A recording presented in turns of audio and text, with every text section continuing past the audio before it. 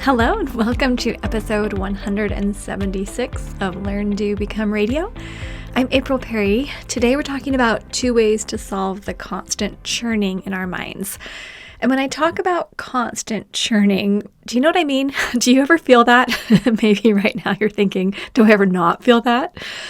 Well, I'll define it a little bit more just for anyone who's kind of wondering what we're talking about today. I think about constant churning, meaning when we can't ever fully relax or be 100% present because our brain is cycling through all the things that we have to do or reviewing all the threats that might cause problems for us or for our families. So you probably know the feeling, but what you might not know is that there is a way out. So that's what we're talking about today. If you're new here to Learn, Do, Become Radio, we help people who are overwhelmed by the details of life to create simple systems so they can do what matters most. And I'm very, very grateful that you're here, and I'm hopeful that what we talk about today can help bring some relief to you. So you can take a breath, you can focus on the people in your life, taking care of yourself, doing great work, and having your normal become better and better every day. I want to start out with a story from Deb, who participated in our September session of 4 weeks to finished. Now, if you're listening to this podcast right when it goes live, we are doing one session for sure in 2023.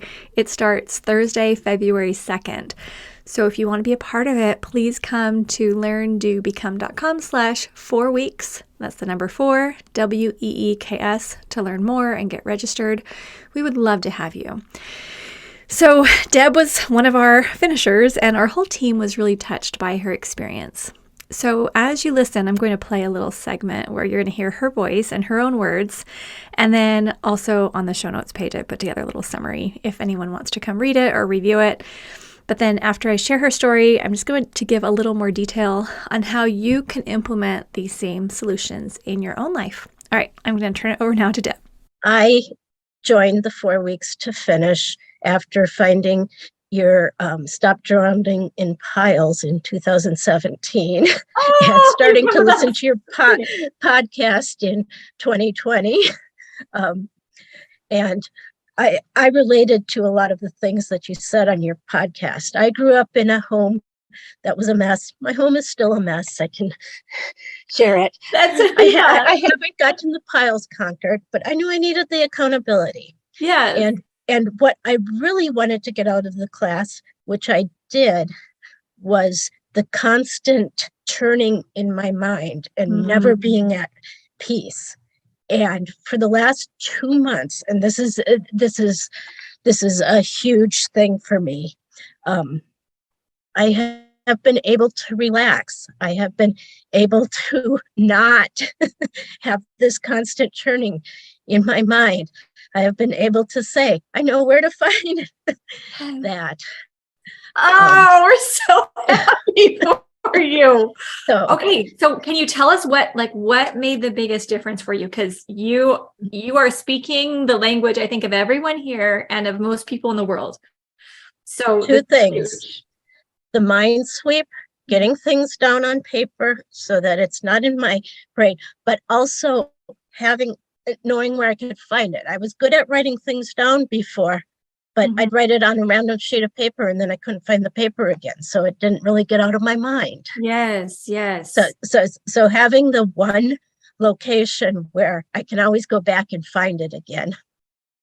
And the second thing was learning that I don't have to have all the answers at the beginning. I don't have to know every step of the project. I can work on the next step or next 3 steps and start tackling that and then move on from there.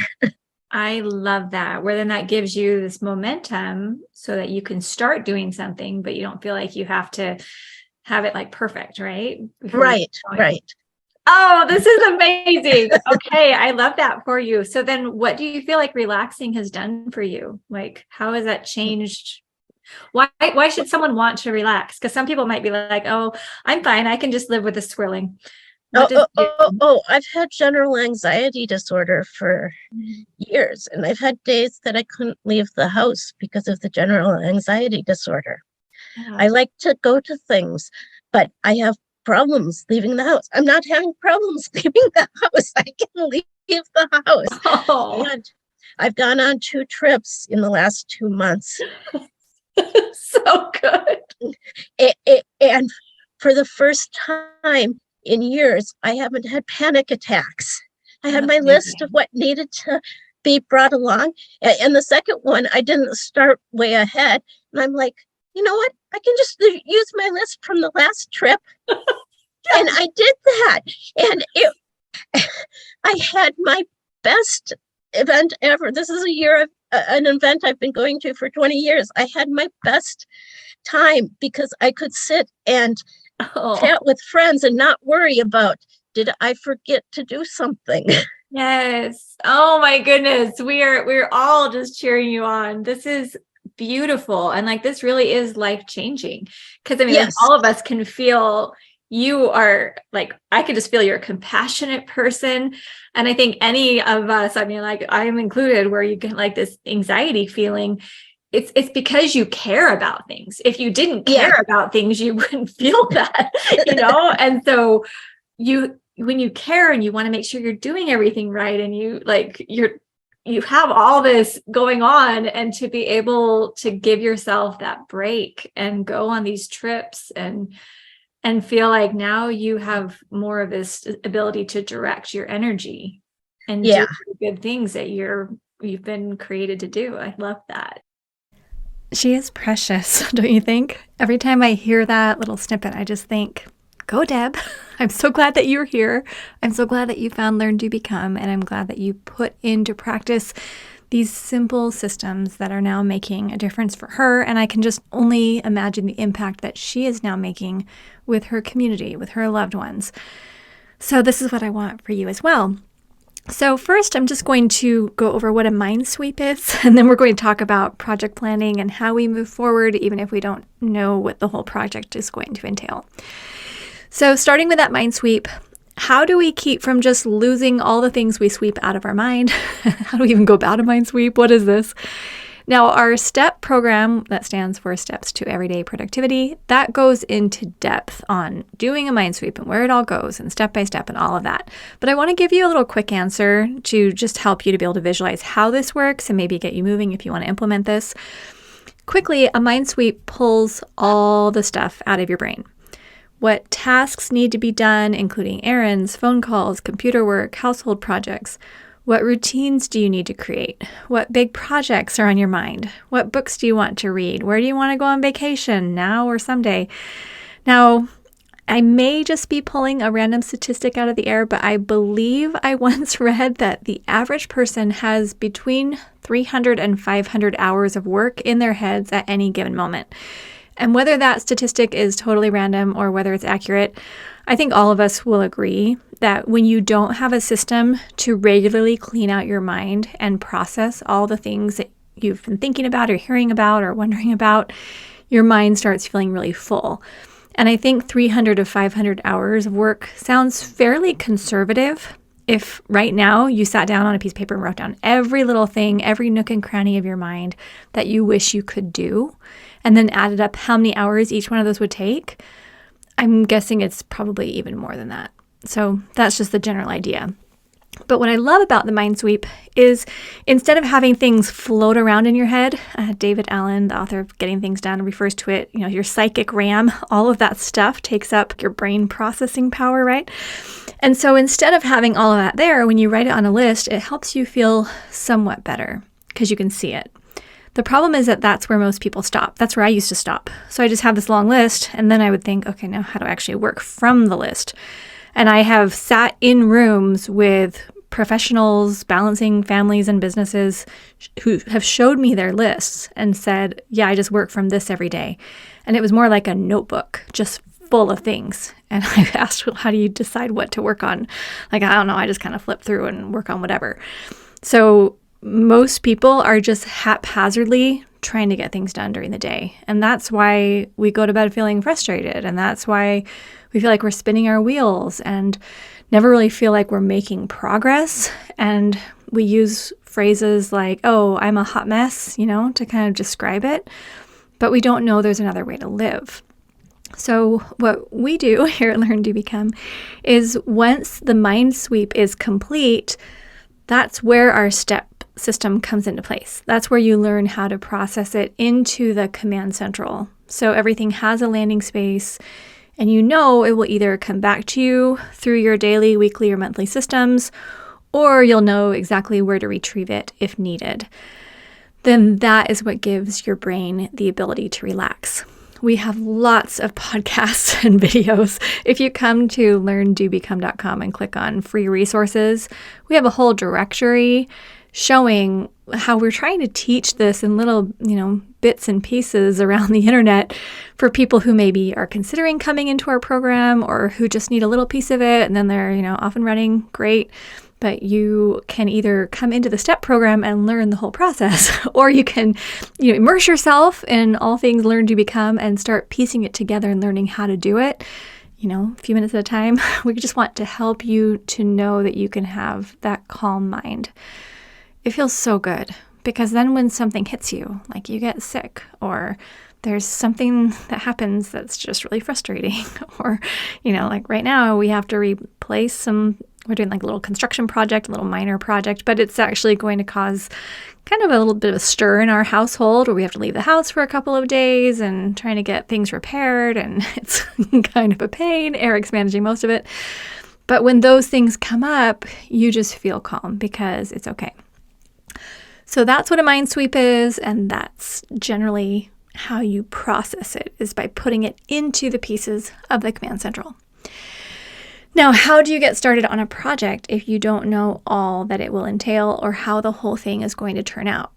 I think this question is really important, and I'm really glad that Deb highlighted this, because one thing that we talk about often is how to identify that very next action. What's that simple 10-minute microburst that will at least get you going? Multi-step tasks, which we call those projects, are often really easy to procrastinate because our minds just lump all the little tasks into one giant mountain of a task, and it feels too hard. You feel like, well, I need 50 hours to do it, and you never have 50 hours.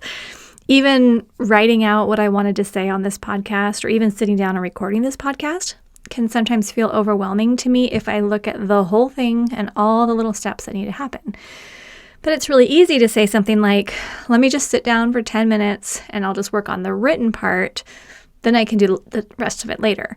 Or for example, right now I'm sitting down to record because, 10, 15 minutes popped up. I just jumped up. I already had the written part ready. I'm going to record. And then later I can focus on getting all of the stuff polished and the audio put up and links and all those things, right?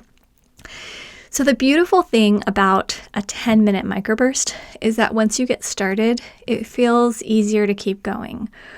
Or if you do need to stop, then you simply identify the next microburst and you get to it when you can.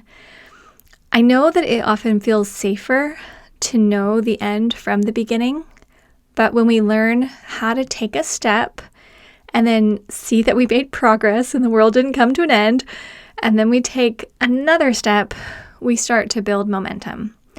And then we have confidence in ourselves that we can actually get things done.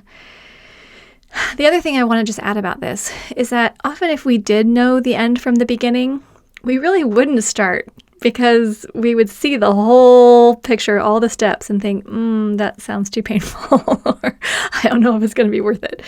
I mean, I think that applies even this little home maintenance project I'm talking about.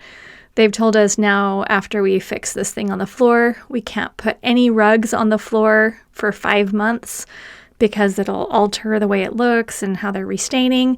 But our floors are really slippery, and I am trying to figure out how we're going to manage people coming in with wet feet and all of the traffic and the slipperiness. And, maybe we wouldn't have even started this project if we had known what was going to happen for those 5 months. That's just one little example.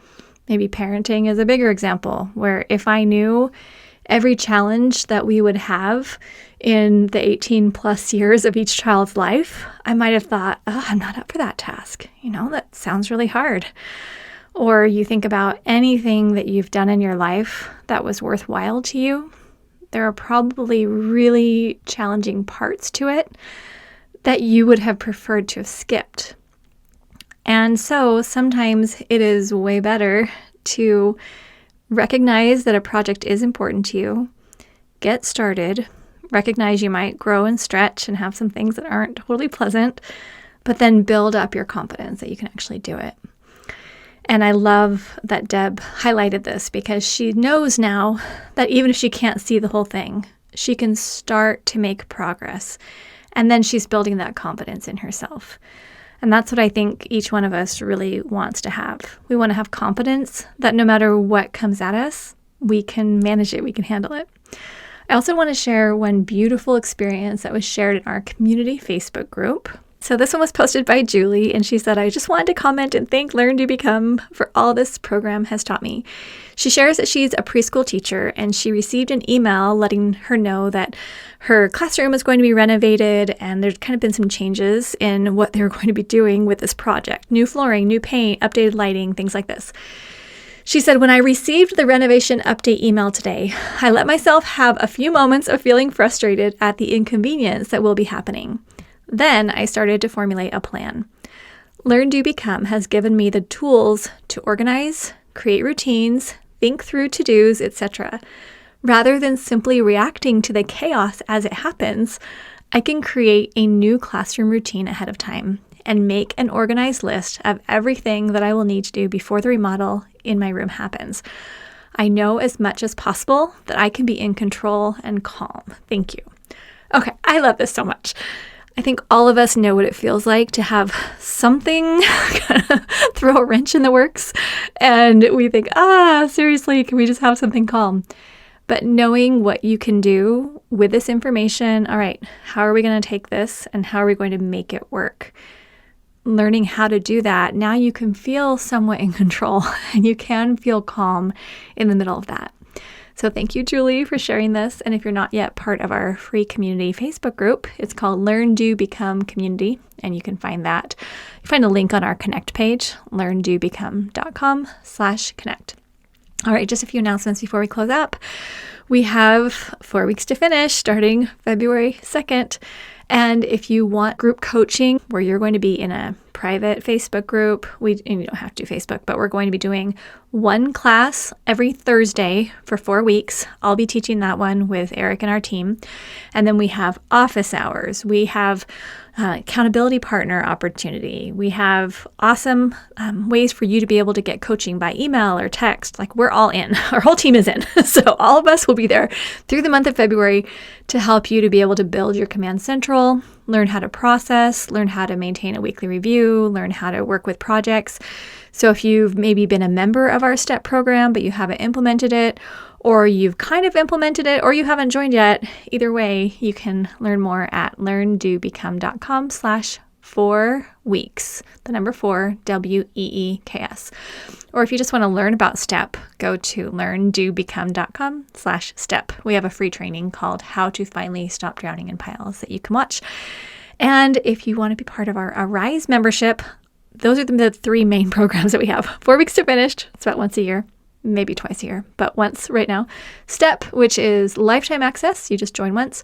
And then we have the Arise membership, which is a monthly or annual membership, depending on how you want to sign up.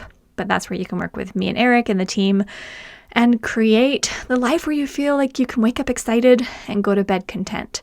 We have one focus each month. And this month, we're talking about creating unfailable resolutions. I'm very excited about that. It's actually a workshop that we're holding on Tuesday, January 10th.